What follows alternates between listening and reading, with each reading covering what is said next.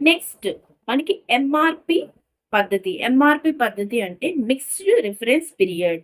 ఈ mixed reference period అనే పద్ధతిలో ఆహారంతో పాటు ఇతర కనీస 5 అంశాలకు ఒక సంవత్సరంలో చేయు వ్యయం.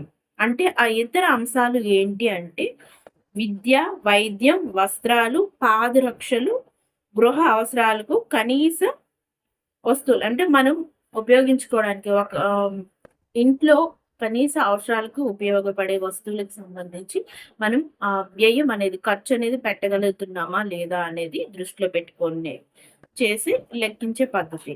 అయితే ఈ సురేష్ టెండూల్కర్ కొలమానం పద్ధతిని పోలి ఈ ఎంఆర్‌పి పద్ధతి అనేది ఉండడం జరుగుతుంది. సురేష్ టెండూల్కర్ ఇచ్చినటువంటి పద్ధతిని పోలి ఈ పద్ధతి ఉంటుంది.